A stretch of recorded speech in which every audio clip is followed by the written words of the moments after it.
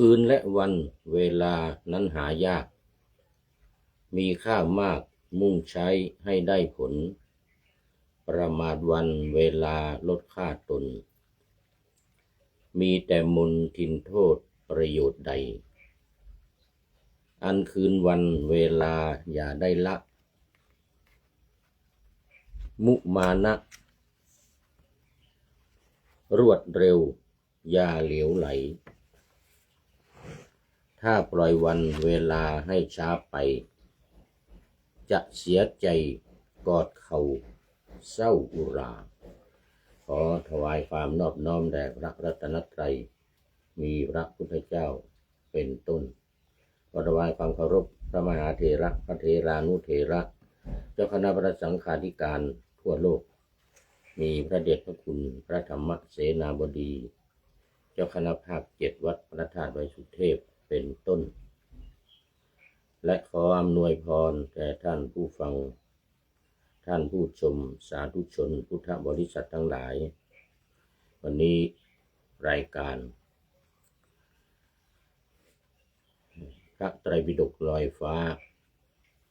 ก็ลอยมาจากวัดพระธาตุดอยสุเทพผ่านทาง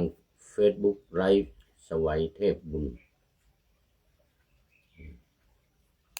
ล่วงหน้ามา3 วันเดี๋ยวนี้ต้องบันทึกเสียงล่วงหน้าไว้หลายวันดังที่ได้บอกไว้หลายครั้งคือต้องขอแอดมินทำเป็น MP3 แล้วส่งสถานีเนื่องจากว่าเวลาจัดรายการสดออกทางสถานีนั้นปรากฏว่ามันดับมันมักจะดับมันไม่รู้เป็นยังไงอย่างวันนี้ก็อย่างวันนี้ก็จัดรายการวันพระชนะมารรายการธรรมะประจำวันพระของท่านพระครูใบดีกาประเสริฐประสันโนวัดพระธาตุดอยสุเทพซึ่งจัดเป็นประจำทุกวันพระ9 นาฬิกาถึง 10 นาฬิกาตอนเช้าบังเอิญวันนี้หลวงพ่อประเสริฐตุลุงประเสริฐได้มอบหมายให้ผู้พูดจัดแทนเป็นมวยแทนปรากฏว่าจัดไปได้ครึ่งหนึ่งดับนี่อินเทอร์เน็ตนี่ดับ ไม่รู้เป็นยังไงการไลฟ์สดของคุณจบแล้วว่าอย่างนี้นะ ก็เลยต้องปิดแล้วก็เปิดใหม่เริ่มเปิดใหม่อีกก็ใช้เวลาขาดไปหลายนาทีก็ทางสถานียังไม่ได้ถามดูว่าสถานีตัดไปเลยหรือรอเอาที่จออีกทีหนึ่งนะเพราะฉะนั้นก็จำเป็นจะต้องขอแอดมินทีมงานตัดต่อแล้วก็ทำเป็น MP3 คือท่านพระครูสมุวิสุวัตรวรกิจโจเจ้าอาวาสวัดฝายหินผู้อำนวยการสถานีวิทยุ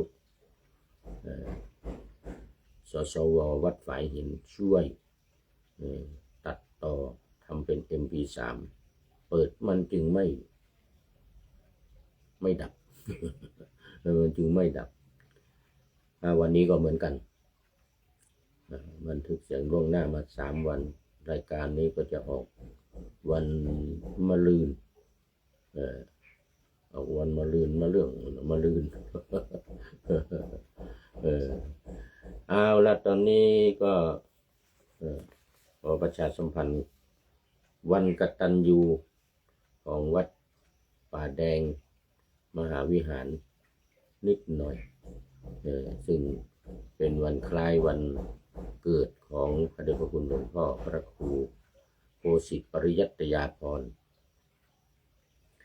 เจ้าอาวาสวัดป่าแดงหลวงหรือป่าแดงมหาวิหารในวันที่26พฤษภาคม2569นี้เวลา9 นาฬิกา9 นาฬิกาเป็นต้นไปก็จะมีการเจริญพระพุทธมนต์สืบชะตาหลวงถวายแก่ท่านพระเดชพระคุณหลวงพ่อพระครูโคสิตปริยัตยาภรณ์พร้อมด้วยคณะสัตยาญาติโยมอุบาสกอุบาสิกาวัดป่าแดงมหาวิหารวัดป่าแดงหลวงทุกลูกทุกนามในวัดแล้วก็สัตยาญาติโยมทุกคนบนวิหารหลวงวัดป่าแดงหลวงดังนั้นก็ถือโอกาสนี้ประชาสัมพันธ์ฝากประชาสัมพันธ์มาจากวัดป่าแดงเจ้าของงานวันกตัญญูอะไรศูนย์เรียนรู้พระเจ้าตรีโลกราชของวัดป่าแดงมหาวิหารก็ขอเชิญชวนญาติโยมสาธุชนในหมู่บ้านป่าแดงฝายหินวัดอุโมงค์วัดร่ำเปิงอะไรต่างๆมาร่วมกันทำบุญอายุวัฒนมงคลของด้านพระครูโคสิตปริยัตยาภรณ์โดยพร้อมเพรียงกันทั้งในอำเภอเมืองเชียงใหม่ทั้งในอำเภอลีจังหวัดลำพูนด้วยพระเดชพระคุณหลวงพ่อเป็นบ้านเดิมอยู่ที่วัดบ้านกลางอำเภอลีหลวงตำบลลีหลวงอำเภอลีจังหวัดลำพูนด้วยฝากประชาสัมพันธ์ไปทางจังหวัดลำพูนอำเภอลีตำบลลีหลวงวัดบ้านกลางก็โดยทั่วถึงกันเอาละตอนนี้ก็เข้ามาสู่เนื้อหาสาระของธรรมะกันธรรมะในพระไตรปิฎกวันนี้ยังอยู่ในเป็นพระไตรปิฎกเล่มที่20อังคุตรนิกายเอกนิบาตทุกกนิบาตพระไตรปิฎกเล่มที่20เรื่อง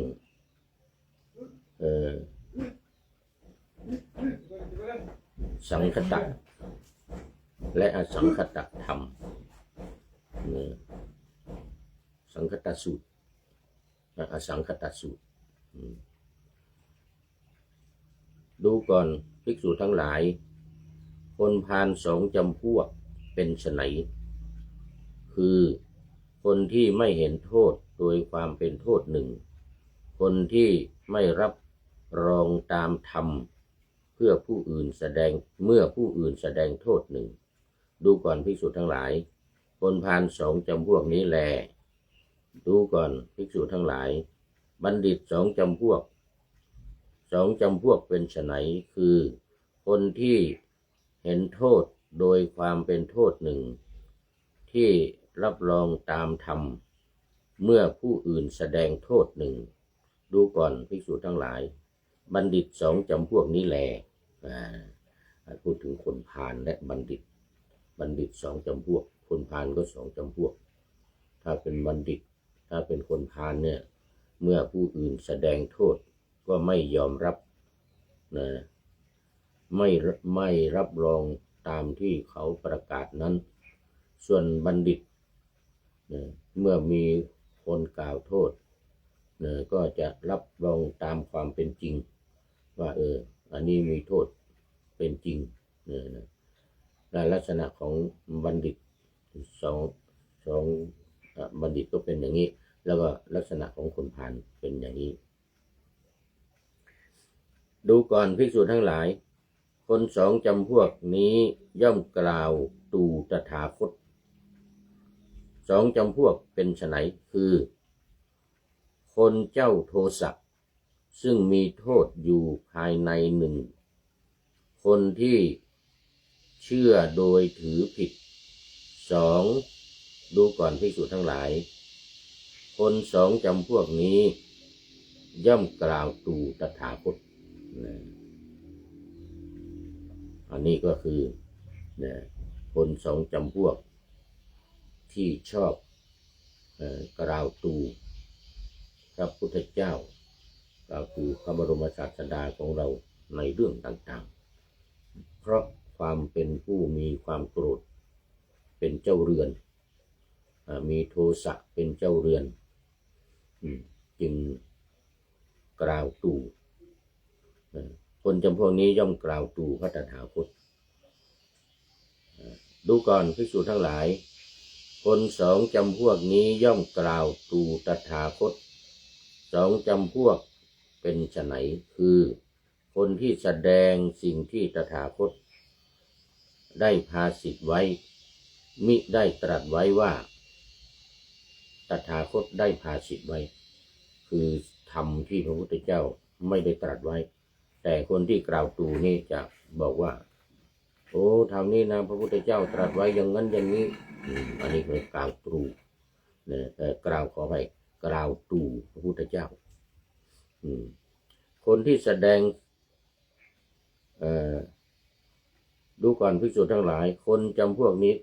เดี๋ยวก่อนคนที่แสดงภาสิทธิ์ไว้พระพุทธเจ้าตรัสภาสิทธิ์ไว้ว่าพระตถาคตได้ภาสิทธิ์ไว้นี่เป็นประเภทที่ว่าไม่กล่าวตูพระพุทธเจ้าตรัสไว้ยังไงก็กล่าวว่านี่พุทธเจ้าพุทธภาษิตนี้พุทธเจ้าตรัสไว้นะอย่างนั้นนี่เรียกว่าไม่กล่าวตูพระพุทธเจ้า ดูก่อนภิกษุทั้งหลายคนสองจำพวกนี้แลย่อมกล่าวตูพระตถาคตดูก่อนภิกษุทั้งหลายคนสองจำพวกนี้ย่อมไม่กล่าวตูพระตถาคตสองจำพวกเป็นไฉนคือคนที่แสดงสิ่งที่ตถาคตมิได้ภาสิทธิ์ไว้มิได้ตรัสไว้ว่าตถาคตมิได้ภาสิทธิ์ไว้มิได้ตรัสไว้ในว่าตามตรงหนึ่งคนที่แสดงสิ่งที่ตถาคตภาสิทธิ์ไว้ว่าพระตถาคตได้ตรัสไว้หนึ่งดูก่อนภิกษุทั้งหลายคนสองจำพวกนี้แลย่อมไม่กล่าวตูพระตถาคตนี่เป็นลักษณะของคนพาลและบัณฑิตดังกล่าวในเบื้องต้นถ้าประเภทที่เป็นคนพาลเนี่ย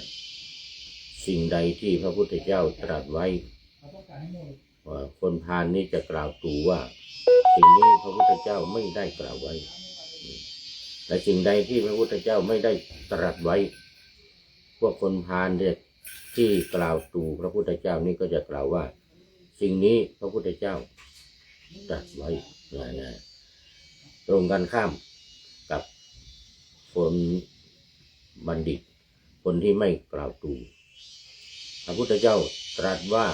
สิ่งนี้เป็นภาษิตที่พระพุทธเจ้าตรัสคนที่เป็นบัณฑิตก็จะกล่าวว่าสิ่งนี้พระพุทธเจ้าตรัสไว้เป็นพุทธภาษิต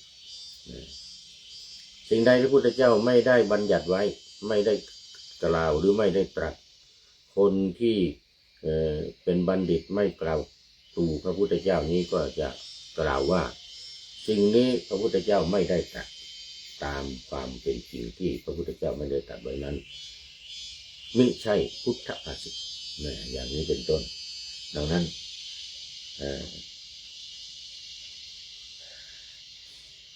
คนสองจำพวกนี้จึงปรากฏอยู่ในโลกต่อไปข้อที่270ดูก่อนภิกษุทั้งหลายคนสองจำพวกนี้ย่อมกล่าวตูตถาคตสองจำพวกเป็นไฉนเดี๋ยวซ้ำดูก่อนภิกษุทั้งหลายคติสองอย่างคือนรก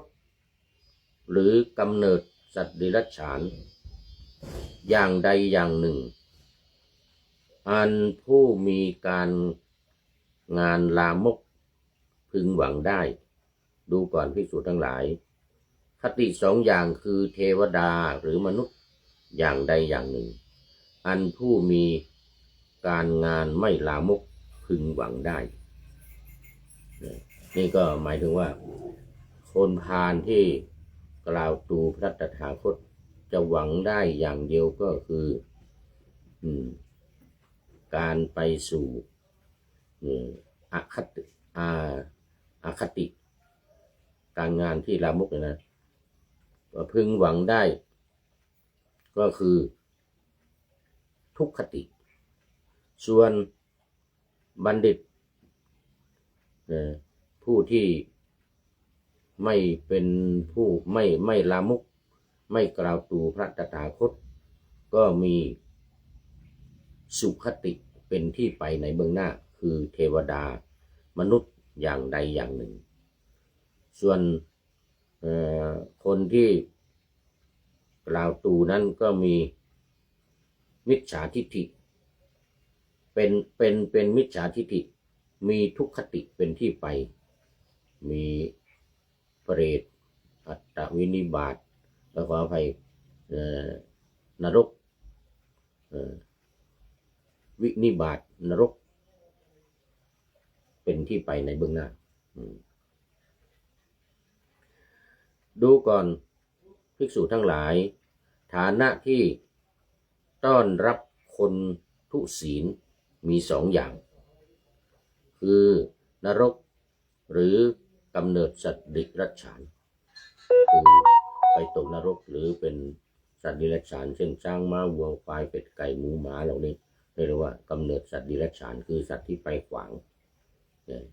ถ้าเป็นสัตว์มนุษย์เราจะไปตั้งอย่างนี้ตัวตั้งขึ้นเดินสองขาส่วนสัตว์ดิรัจฉานเนี่ยคำว่าดิรัจฉานนี่ว่าไปขวางเดินสี่ขาเวลาเดินเหมือนควายเหมือนวัวเนี่ยเป็นสี่ขานะส่วนลิงเนี่ยลิงนี่มันเดินได้นะมันเดินได้มันนั่งได้เหมือนคนเนี่ยแต่เวลาไปจริงๆมันเป็นสัตว์เดรัจฉานมันไปขวางคือมันจะไปทั้งมือทั้งเท้าเนี่ยนี่นะมือลิงนี่นะมือก็ลงเท้าก็ลงอย่างเงี้ยวิ่งไปเขาเรียกว่ามันไปขวางอยู่แต่เวลาอยู่ธรรมดาอาจจะนั่งได้เหมือนคนเดินไม่วิ่งเนี่ยก็อาจจะเดินโต๊ะแตะไปอย่างนี้มือข้างบนก็อยู่ไปอย่างนี้ได้เดินได้แต่เวลาไปจริงๆไม่เดินจึงเรียกว่าลิงเนี่ยก็เป็นสัตว์เดรัจฉานนะดูก่อนภิกษุทั้งหลายเราพิจารณาเห็นอำนาจประโยชน์สองประการจึงเสพเสนาสนะอันสงัดคือป่าและป่าเปลี่ยวอำนาจประโยชน์สองประการเป็นไฉนคือเห็นการอยู่สบายในปัจจุบันของตนหนึ่งอนุเคราะห์หมู่ชนในภายหลังหนึ่งดูก่อนภิกษุทั้งหลายเราเห็นอำนาจประโยชน์สองประการนี้แลจึงเสพเสนาสนะอันสงัดคือป่าและป่าเปลี่ยวในข้อนี้หมายถึงว่าพระพุทธองค์พิจารณาโดยแยบคายพิจารณาเห็นอำนาจประโยชน์สองประการประโยชน์สองประการคือยังไงประโยชน์สองประการก็คือประการที่เป็นบัณฑิตเป็นบัณฑิตก็ไปสู่สุขติเป็นคนพาลก็ไปสู่ทุกขตินี่อำนาจสองอย่างนี้คือถ้าเป็นบัณฑิตดังกล่าวมาเนี่ยที่ชอบกล่าวตูพระตถาคตเนี่ย คติคือที่ไปในเบื้องหน้าเมื่อตายไปแล้วหรือแม้แต่ยังไม่ตายเนี่ยจิตใจก็เหมือนกับตกนรกโอ้ตอนนี้ขอต้อนรับเดี๋ยวคณิตประสานสุขคณิตเดี๋ยวคณิตประสานสุขนี่เป็น FC เก่าแก่ลืมไปแล้วพูด ขอบคุณมากคณิตประสานสุขนี่นะว่าจากไหนอยู่ไหนยังไงรู้สึกว่าจะทางกรุงเทพมหานครคณิตประสานสุขนะต้องขออภัยต้องดูโปรไฟล์เพราะว่าเป็น FC เก่าแก่ไม่เข้ามานานแล้วคุณโยมคณิตประสานสุขจากไหนยังไงต้องขออภัยด้วยแล้วก็ต่อมาวิเชียรธาตุเย็นจันทร์อันนี้ได้อันนี้จากป่าไผ่บ่อทองตำบลแม่ปูงอำเภอดอยสะเก็ดจังหวัดเชียงใหม่บ้านเกิด วัดที่สมัยก่อนเคยบวชเป็นสามเณรนะบวชสามเณรที่วัดนี่แหละเนี่ยวัดกัญจนิตยารามเนี่ยป่าไผ่เนี่ยเขาเรียกป่าไผ่บ่อทองเนี่ยอันนี้จำได้แม่นยำแล้วก็มีอีกท่านหนึ่งไปอยู่ที่สกอตแลนด์ประเทศอังกฤษนั่นก็จำได้แม่นยำถ้าเข้ามานี่นะถ้าเข้ามานี่จะจำได้แม่นยำส่วนคุณโยมคณิตประสานสุขนี่ต้องขออภัยเดี๋ยวจะต้องไปดูโปรไฟล์ก่อน แล้วตอนนี้ก็เข้ามาสู่เนื้อหาธรรมะกันต่อไปในหัวข้อที่ว่าพระพุทธองค์ทรง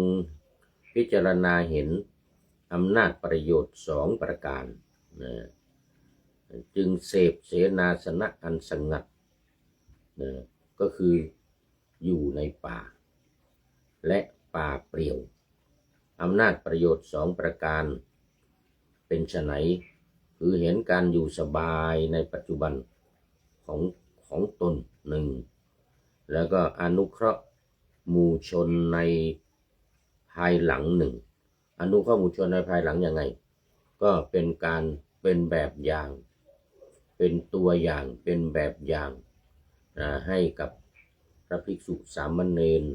หรืออุบาสกอุบาสิกาส่วนใหญ่ก็พระภิกษุสามเณรที่บวชเข้ามาแล้วส่วนอุบาสกอุบาสิกาศรัทธาญาติโยมที่ได้เห็นปฏิปทาก็เกิดความศรัทธาเลื่อมใสแล้วก็เข้ามาบวชแล้วก็อยู่อย่างสงบแม้จะอยู่กุฏิภายในวัดในหมู่บ้านที่มีผู้คนชุมชนแออัดก็ตามแต่จิตใจที่สงบระงับไม่ฟุ้งซ่านก็สามารถอยู่ในชุมชนที่แออัดชุมชนที่จกแจกจอแจด้วยการทางกายเท่านั้น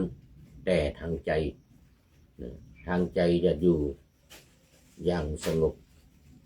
ในห้องอยู่คนเดียวในกรณีวัดที่อยู่ในหมู่บ้านก็จะมีห้องกรรมฐานห้องพระหรือแม้แต่กุฏิส่วนตัวห้องส่วนตัวก็เหมือนกับอยู่ในป่าเหมือนกับอยู่ในป่าเปลี่ยวแต่ในที่นี้จะออกจากชุมชนออกจากความจกแจ๊กจอแจอึดอัดเต็มไปด้วยผู้คนเต็มไปด้วยสิ่งเกี่ยวข้องทั้งหลายในบ้านเราเรียกว่านี่การอยู่ในป่าการเสพเสนาสนะอันสงัดอยู่ในป่าเปลี่ยวนี้คือการออกจากเรือนการออกจากเรือนไปบวช ไปบวชทั้งบวชกายทั้งบวชใจทั้งบวชกายทั้งบวชใจก็อยู่ในที่อันสงบสงัดในป่าเปลี่ยวคือการอยู่สบายในปัจจุบันของตนหนึ่งสองการอนุเคราะห์คนในภายหลังดูก่อนภิกษุทั้งหลายเราเห็นอำนาจประโยชน์ของสองประการนี้แลจึงเสพเสนาสนะอันสงัดคือป่าและป่าเปลี่ยวประโยชน์สองอย่างนี้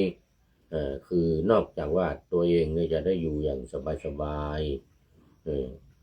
จะสังเกตดูอย่างพระพุทธเจ้าอยู่ในบ้านอยู่ในเมืองอยู่ในพระราชวังมีความอึดอัดจอกแจ๊กจอแจด้วยผู้คนจึงเสด็จออกอภิเนศกรมคือออกผนวดบวชเป็นนักศิษย์บวชเป็นฤาษีบวชเป็นสัญญาสีอะไรสมัยนั้นแล้วก็ออกจากเมืองกบิลพัสไปทางแม่น้ำอนุมาโปรงผมตัดพเมาลีแล้วก็ทรงเครื่องประกุฏภัณฑ์ทั้งหลายของเครื่องใช้ของพระองค์เนี่ยให้นายชนะเอากลับพระนครส่วนพระองค์ออกไปอยู่ป่าแต่เพียงผู้เดียวเดินอยู่ในป่าไปศึกษานู่นเดินจากเมืองกบิลพัสผ่านไวสาลีผ่านเมืองต่างๆมาถึงราชคฤห์ผ่านเมืองของพระเจ้าพิมพิสารได้ศึกษาจากอาราลดาบทอุทกดาบทแล้วก็ผ่านไปอีกไปอยู่ป่านู่นที่เมืองขยาที่บำเพ็ญทุกขกิริยา6 ปี5 ปีกว่า5 ปีกว่า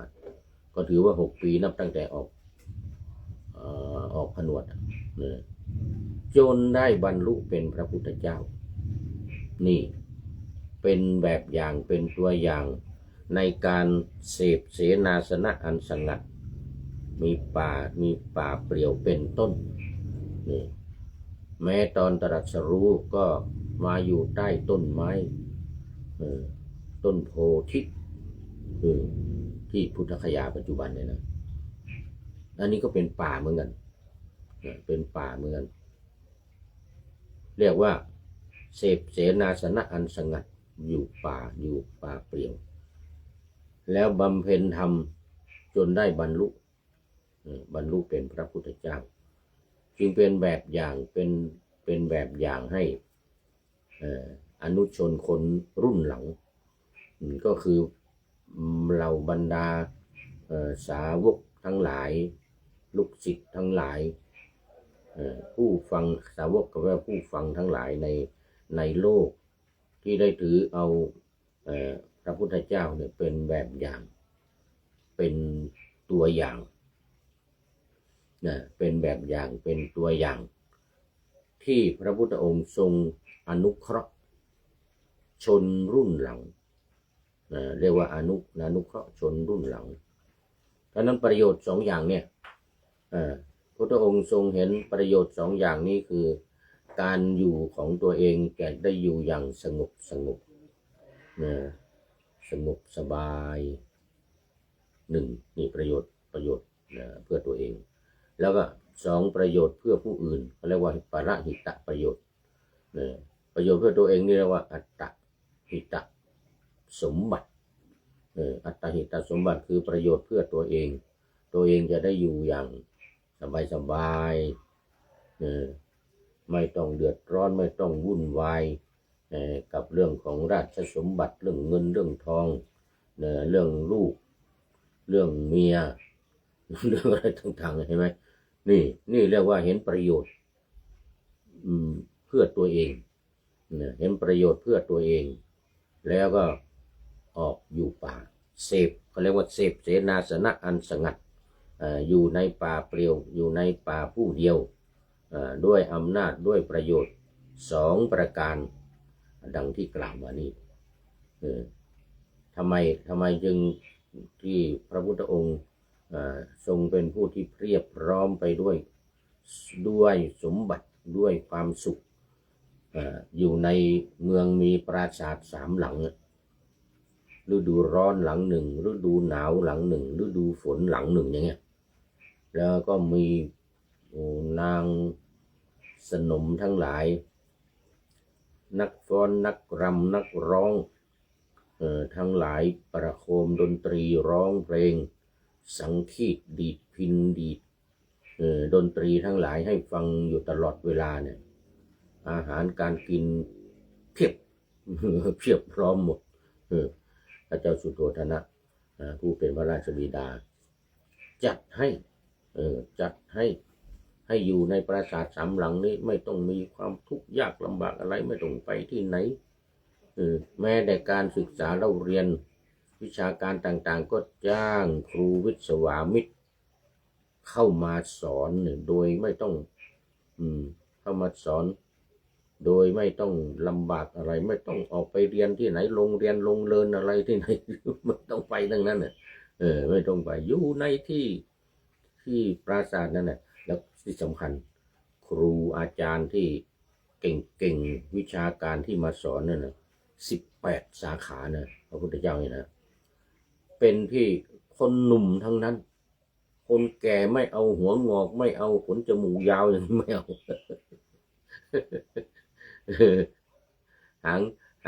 หางตามีไอตีนกาอย่างนี้นะอย่างนี้ไม่เอานี่หน้าผากย่นอย่างนี้นะไม่ให้เข้าไปไม่ให้พระเจ้าสุโธทนะไม่ให้เข้าไปในสำนักของพระพุทธเจ้าเด็ดขาดดูสิตั้งแต่เกิดมา1 ขวบเนี่ยไปตั้งแต่เด็กเนี่ยนะไปมาจนถึงอายุ29พออายุ16ก็แต่งงานแล้วหานางพิมพาเนี่ยแต่งงานให้มีพัญญามีมเหสีมีพระมเหสีมีพัญญาแล้วเป็นราชกุมารเนี่ยนะเป็นราชกุมารแต่งงานตั้งแต่อายุ16จนถึง29ดูสิ13 ปีโอ้ตอนนี้ขอต้อนรับเนนน้อยสังเหลือจากวัดป่าแดงมหาวิหารโอ้สาธุสาธุกราบไหว้สาครับหลวงปู่ครับผมได้เป็นหลวงปู่อีกแล้ววันนี้ได้เป็นหลวงปู่อีกแล้วเพราะว่าวัดป่าแดงมหาเมื่อกี้ประชาสัมพันธ์ไปแล้ววันที่26เมษายนนี้เป็นวันกตัญญูของวัดป่าแดงมหาวิหารที่สามเณรน้อยสังเหลืออยู่นี่แหละเดี๋ยวเจอกันวันที่26เจอกันวันที่26ฝากความคิดถึงพระเดชพระคุณหลวงพ่อพระครูโคสิตปริยัตยาภรณ์ด้วยนี่ทำบุญครบอายุวัฒนมงคล76 ปี76หรือ75 76เนี่ยนะเล่นน้อยสังเหลือครบ75หรือ76ปีนี้ประชาสัมพันธ์ไปแล้วเมื่อกี้นี้นะพระพุทธเจ้าที่ว่าเสนาสนะอันสงัดเนี่ยนะอยู่ป่าเนี่ยนะก็คือออกจากเมืองดังที่เล่าให้ฟังพระเจ้าสุโธทนะจัดให้3 ฤดู3 หลังเนี่ยนะ3 ฤดูกาลหน้าฝนปราสาทหลัง 1หน้าร้อนหลัง 1หน้าหนาวหลัง 1ไปดูมาแล้วที่เมืองกบิลพัสเมื่อ 2-3 ปีก่อนไปเทศมหาชาติกันกุมารเนี่ยสัก 3-4 ปีมาเนี่ยที่ประเทศเนปาลนะ ที่ประเทศเนปาลโอ้เขาก็ทมันเป็นซากเก่ามีแต่ก้อนอิฐนั่นแหละ3 หลัง 3 ฤดูทำจำลองไว้เดิมนี่ใหญ่โตโออามาก3 หลังนี่ใหญ่มีนางก้อนนางรำนางสนมทั้งหลายเพียบเต็มไปหมดพระนางพิมพาเนี่ยก็อยู่กันมาตั้งแต่อายุ16ถึงอายุ13 ปีจึงเสด็จออกบรรพชาออกบวชเป็นฤาษีก่อน6 ปีแล้วตรัสรู้เป็นพระพุทธเจ้าหลังจากนั้นมาอีก45 ปีดูรวมแล้ว45 บวก 6 ปี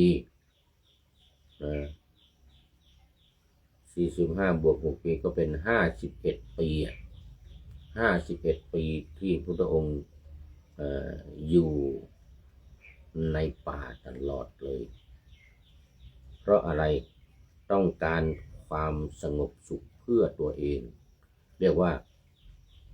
อัตตหิตสมบัติประโยชน์สมบัติของตัวเองนี่ออกอยู่ป่ายังไม่ได้ตรัสรู้นะออกเพื่อประโยชน์ของตัวเองแล้วก็ปาละหิตปฏิบัติก็มีนี่ไม่ใช่ไม่มีนี่อนุเคราะห์หมู่ชนในรุ่นหลังคือเป็นให้เห็นเป็นตัวอย่างเป็นแบบอย่างคนในรุ่นหลังคือรุ่นพวกเราเนี่ยรุ่นสาวกนั่นตั้งแต่โกณทัญญวัปปะพัทธิยมหานามะอัสสชิฤาษี5 ตนหรือปัญจวัคคีย์ทั้ง5เนี่ยออกตามอันนี้เขาเรียกว่าอนุเคราะห์ออกตามเลยโอ้ตอนนี้พระวิษณุตปสีโลโอ้อันนี้ก็ FC เก่าแก่เหมือนกันนานมาแล้วหลายปีหรือหลายเดือนนะหลายปีหรือหลายเดือนไม่ได้เข้ามาท่านอาจารย์วิษณุตปสีโลยังนึกไม่ออกอยู่วัดไหนยังไงตำบลอำเภอที่โน้นจังหวัดที่ไหนขออภัยเป็น FC เก่าแก่ตามมาด้วย FC ตัวจริงท่านนายพลนเรศจิตรักโอ้วันนี้มาจะสุดท้ายเนอะโอ้ยังในถ้ำกลางเขาเรียกว่ามาถ้ำกลางมัชเชกัลยานัง เป็นมัชเชกัลยานังอเดชพระคุณหลวงพ่อสุทธิสงึมรำมาแล้วหรือยังเนี่ยหรือยังนะยังไม่เข้ามาน่าจะเป็นปริโยสานะกัลยานัง งามในที่สุดวันนี้ท่านนายพลนเรศจิตรักงามในถ้ำกลางมัชเชกัลยานังกราบนมัสการหลวงพ่อครับกราบถวายอนุโมทนาครับโอ้สาธุเนี่ยสาธุอนุโมทนาวันนี้จัวหัวของท่านนายพลนะวันเนี้ยเดี๋ยวนี่คืนและวันเวลานั้นหายากมีค่ามากมุ่งใช้ให้ได้ผลประมาทวันเวลาลดค่าตนมีแต่มนทินโทษประโยชน์ใดนี่เดี๋ยวจั่วหน้าจั่วหัวไว้แล้วเดี๋ยวนะเป็นข้อคิดท้ายรายการโอ้ขอบคุณท่านนายพลเป็นอย่างยิ่งวันนี้มีงานทำบุญบริจาคโลงศพ500 โลงโอ้โหสาธุขออนุโมทนาเอาบุญด้วยโลงที่500 โลงที่วัดคันธารามครับวัดคันธารามน่าจะเป็นอำเภอไม่วางหรือเปล่าเดี๋ยวสันป่าตองวัดคันธารามสันป่าตองไม่สันป่าตองก็ไม่วางนี่แหละโอ้ขออนุโมทนาเอาบุญด้วยเราได้เห็น ได้ถวายโลงศพฟรีให้กับวัดคันธารามจะได้เอาไปให้คนยากคนจนให้คนที่มาพึ่งพาอาศัยได้โลงศพฟรีโอ้อนุโมทนาจัวหัวทำนำให้ไม่ประมาทครับสาธุครับโอ้ถูกต้องความไม่ประมาทความไม่ประมาทไม่ประมาทวันไม่ประมาทเวลา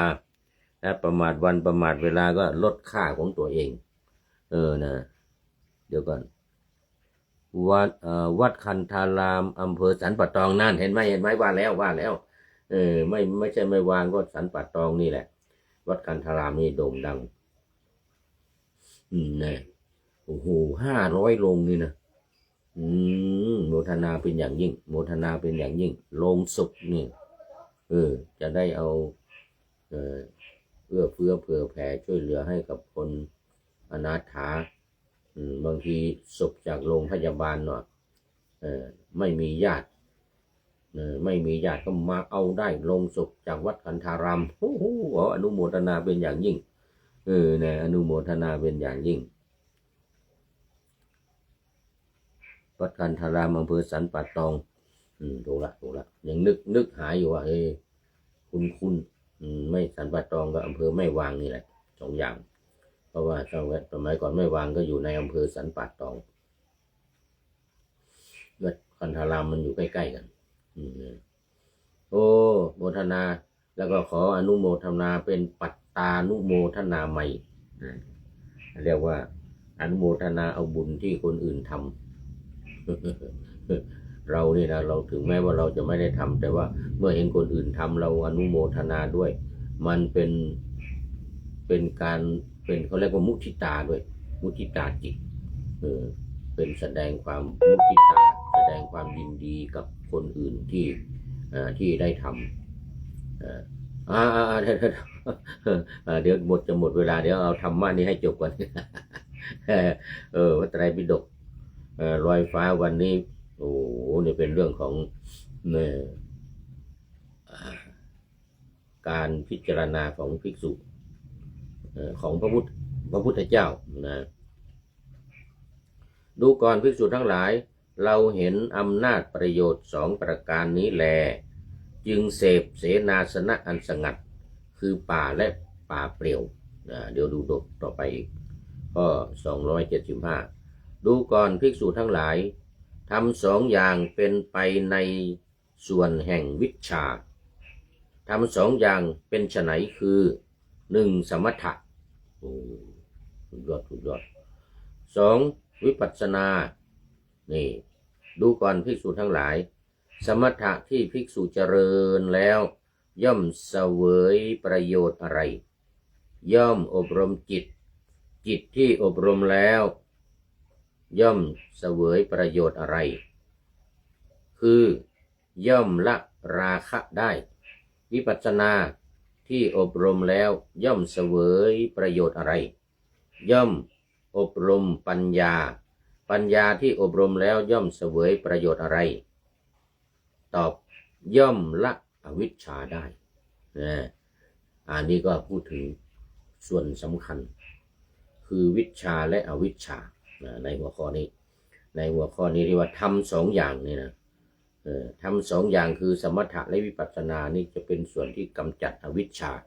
คือความไม่รู้แล้วก็ดังที่เราได้ทราบกันว่าความไม่รู้เนี่ยหมายถึงความไม่รู้อริยสัจธรรม4 ประการคือทุกข์สมุทัยนิโรธและมรรคทั้ง3 อย่างนี้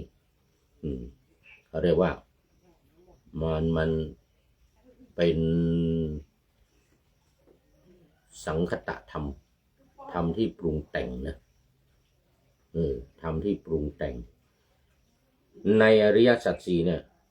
ข้อ1ทุกข์ข้อที่2สมุทัยสาเหตุของความทุกข์และข้อที่4มรรคคือข้อปฏิบัติให้ถึงความดับทุกข์นี้3อย่างเนี่ย1 2กับ4เนี่ยเป็นสังคตธรรมคือธรรมที่ปรุงแต่งจิต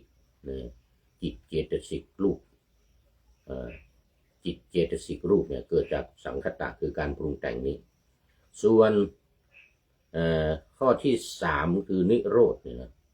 นิโรธคือการดับนี่นะมันเป็นอสังคตธรรมได้แก่พระนิพพานคือมันดับราคะดับราคะคือสาเหตุของความทุกข์ที่เราเรียกกันว่าสมุทัยที่เราเรียกกันว่าสมุทัยเนี่ยนะได้แก่สาเหตุคือความดับแห่งความทุกข์เพราะฉะนั้นดับอะไรก็คือดับสมุทัยคือต้นเหตุของความทุกข์ได้แก่ตัณหาทั้ง3อย่างคือกามตัณหาภวตัณหาวิภวตัณหาจึงเรียกว่านิโรธคือความดับตัวนี้หมายถึงพระนิพพานเพราะฉะนั้นสมถกรรมฐานวิปัสสนากรรมฐาน2อย่างนี้ดูก่อนภิกษุทั้งหลายสมถะที่ภิกษุเจริญแล้วย่อมเสวยประโยชน์คืออบรมจิตที่อบรมและจิตที่ทำให้จิตสงบเมื่อจิตสงบอบรมดีแล้วย่อมเสวยประโยชน์คือละราคะได้นี่ตรงนี้ละราคะได้ในสมถกรรมฐานนะโดยที่ว่าเมื่อกำหนดอบรมจิตอย่างเดียวเมื่อจิตสงบแล้วละราคะได้ก็เข้าสู่นิพพานได้เหมือนกันสายสมถกรรมฐานนี้เราเรียกว่าเจโตวิมุตติถ้าหลุดพ้นหลุดพ้นเองหลุดพ้นด้วยใจส่วนวิปัสสนากรรมฐาน2วิปัสสนานี้เป็นประโยชน์อย่างไรดูวิปัสสนาที่อบรมแล้วย่อมเสวยประโยชน์อะไรย่อมอบรมปัญญาคือวิปัสสนาคือต้องอบรมปัญญาเพื่อให้เกิดความรู้เกิดความเข้าใจในอารมณ์ของวิปัสสนา73ข้อดังที่กล่าวไว้บ่อยๆอบรมปัญญาที่อบรมแล้วย่อมเสวยประโยชน์อะไรตอบย่อมละอวิชชาได้อวิชชาที่ว่าไม่รู้อริยสัจ4เนี่ยละไปได้เลยกลายเป็นวิชชาก็คือรู้อริยสัจจะทำทั้ง4ประการทั้งที่เป็นสังคตะและเป็นอสังคตะจบเป็นนิพพานต่อไปข้อสุดท้ายข้อ276ดูก่อนภิกษุทั้งหลายจิตที่เศร้าหมองด้วยราคะย่อมไม่หลุดพ้นหรือปัญญาที่เศร้าหมองด้วยอวิชชาย่อมไม่เจริญด้วยประการฉะนี้แลดูก่อนภิกษุทั้งหลายเพราะสำรอกราคะได้จึงชื่อว่าเจโตวิมุตติเพราะสำรอกอวิชชาได้จึงชื่อว่าปัญญาวิมุตตินี่การหลุดพ้น2อย่างเจโตวิมุตติกับปัญญาวิมุตติเจโตวิมุตติที่หลุดพ้นทางใจนั้นเพราะสำรอกเอาราคะออกจากจิตของเราไปได้ส่วนปัญญาวิมุตติที่ว่าหลุดพ้นด้วยปัญญานั้นเนี่ยชื่อว่าปัญญานั้นคือการละอวิชชาคือสำรอกอวิชชาออกจากจิตของเราอวิชชาคือความไม่รู้อริยสัจ4ประการนั้นออกจากจิตของเราไปได้เรียกว่าสำรอกอวิชชาออกได้เนี่ยเพราะฉะนั้นวันนี้จบภาลวรรคที่3เนื้อความในพระไตรปิฎกเล่มที่20เนี่ยบรรทัดที่1,564ถึง 1,616 หน้าที่68ถึง70พระไตรปิฎกเล่มที่20นะพระไตรปิฎกเล่มที่20วันนี้รายการพระไตรปิฎกลอยฟ้าของเราดำเนินการมาตั้งแต่คนพาลกับบัณฑิตนะ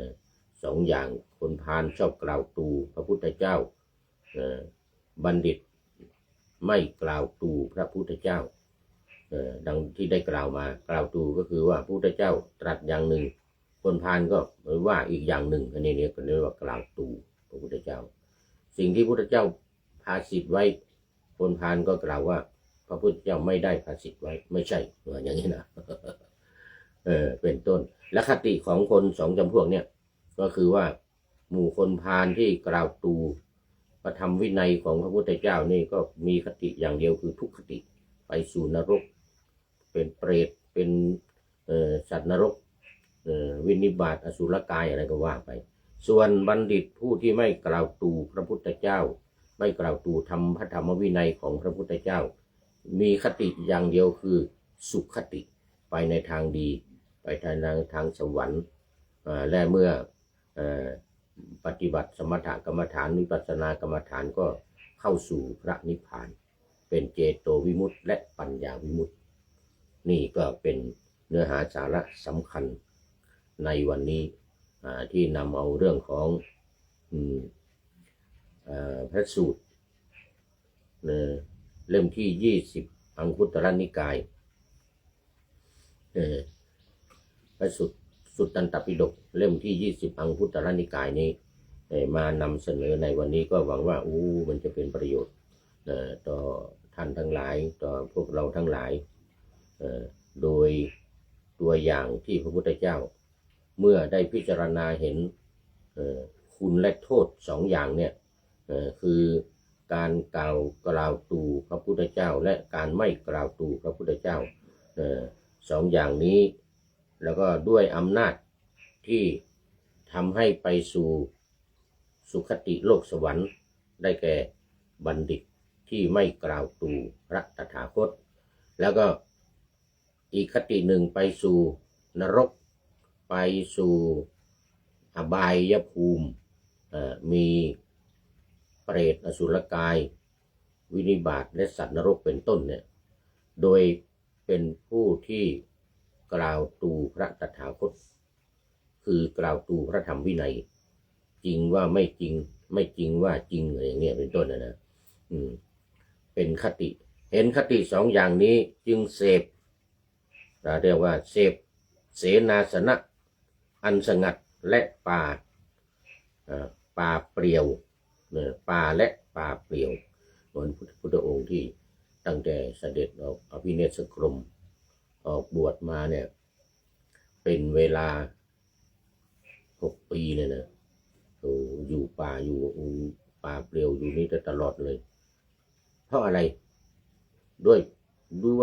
เล็งเห็นพิจารณาเห็นประโยชน์2อย่างคือประโยชน์ของตัวเองและก็ประโยชน์ของคนอื่นประโยชน์ของตัวเองก็คือได้รับความสุขใจประโยชน์ของคนอื่นคือเป็นอนุเคราะห์อนุชนรุ่นหลังอนุชนในภายหลังเนี่ยได้เจริญตามและปฏิบัติตามตอนนี้ขอต้อนรับนี่เห็นไหมปฏิโยสานะกัลยาณังมาแล้วพระเดชพระคุณหลวงพ่อสุทธิสงึมรำนี่จังหวัดบุรีรัมย์มาสุดท้ายสุดหมดใกล้จะหมดเวลาแล้วตอนนี้ใกล้จะหมดเวลาเป็นท่านสุดท้ายเข้ามาในรายการวันนี้พระเดชพระคุณหลวงพ่อประกอบด้วยปัญญาคือปฏิโยสานะกัลยาณังงามในที่สุดนะมันจะมีว่างามในเบื้องต้นงามในท่ามกลางงามในที่สุดกราบขอบคุณพระเดชพระคุณหลวงพ่อสุทธิสงึมรำมาด้วยหัวใจใสๆสีชมพูวันเกิด วันเกิดของผู้พูดหลวงพ่ออำนวยอวยพรวันเกิดวันอังคารวันนี้นี่ไม่ใช่วันนี้นะหมายถึงวันที่หลวงพ่อให้สีชมพูมานี่นะกราบขอบคุณหลวงพ่อเป็นอย่างยิ่งแล้วก็เป็นสุดท้ายในรายการในวันนี้ก็ขอบคุณหลายท่านที่เข้ามาแล้วท่านนายพลนเรศจิตลักษ์ก็เป็นมัชเชกัลยาณังงามในท่ามกลางงามในเบื้องต้นเข้ามาเมื่อกี้นี่นึกสถานที่ที่อยู่ไม่ออกอะไรตปะสีโลตปะสีโลเนี่ยเข้ามาเป็นอาทิกัลยาณังงามในเบื้องต้นท่านนายพลนเรศจิตลักษ์งามในท่ามกลางแล้วก็พระเดชพระคุณหลวงพ่อสุทธิสงึมรำงามในที่สุดปฏิโยสานะกัลยาณังขอบคุณเป็นอย่างยิ่งแล้วตอนนี้มาดูข้อคิดท้ายรายการก่อนจะหมดเวลาวันนี้ได้จากท่านนายพลนเรศจิตรักษ์ของเรา ได้ประพันธ์เอาไว้ว่าคืนและวันเวลานั้นหายากมีค่ามากมุ่งใช้ให้ได้ผลประมาทวันเวลาลดค่าตนมีแต่มนทินโทษประโยชน์ใดโอ้นี่สุดยอดเลยสุดยอดเลยคือความประมาทถ้ามีความประมาทเนี่ยในวันในเวลาหรือประมาทอะไรก็ตามความประมาทเป็นทางแห่งความตายเขาเรียกว่าปามาโทอมตังปะทังความประมาทเป็นหนทางแห่งความตายส่วนอัปปมาโทเดี๋ยวอันนั้นอัปปมาโทนะอัปปมาความไม่ประมาทเป็นหนทางแห่งความไม่ตายส่วนปมาโทมัจจุโนปะทังความประมาทเนี่ยเป็นหนทางแห่งความตายมัจจุโนเป็นหนทางแห่งความตายอันคืนวันเวลาอย่าได้ละมุมานะรวดเร็วอย่าเหลวไหลถ้าปล่อยวันเวลาให้ช้าไปจะเสียใจกอดเข่าเศร้าอุราสุดยอดวันนี้ขอบคุณท่านนายพลนเรศจิตลักษ์ไว้นาทีนี้เป็นอย่างยิ่งขอนำพระไตรปิฎกลอยฟ้าไปจากผู้ฟังทั้งหลายในโลกล่าวันต่อไปจะได้จรย้อนกลับมาสู่สถานีใหม่ให้ท่านฟังอย่าลืมเปิดวิทยุหรือเครื่องรับโทรศัพท์โมบายคอมพิวเตอร์ผัง YouTube เฟซเพจไลน์ให้ดังเพื่อชมฟังรายการวันต่อไปขอทุกท่านมีความสุขทุกคืนวันนำธรรมะประกอบการงานทั้งหลายเช่นขยันทำงานทางวาจากายใจขวนขวายกิจการงานนาบำเพ็ญสาธารณประโยชน์เว้นสิ่งที่มีโทษโหดเยี่ยงสาประกอบแต่กรรมดีมีราคาแสวงหาเงินทองครองใจคนเสียสละพละทรัพย์นับมากน้อยไม่ให้ล้านก็ให้ร้อยไม่ด้อยผลเอื้อคนรวยช่วยคนยากฝากคนจนให้ทุกคนเท่ากันมาตรฐานเดียวขอเจริญพร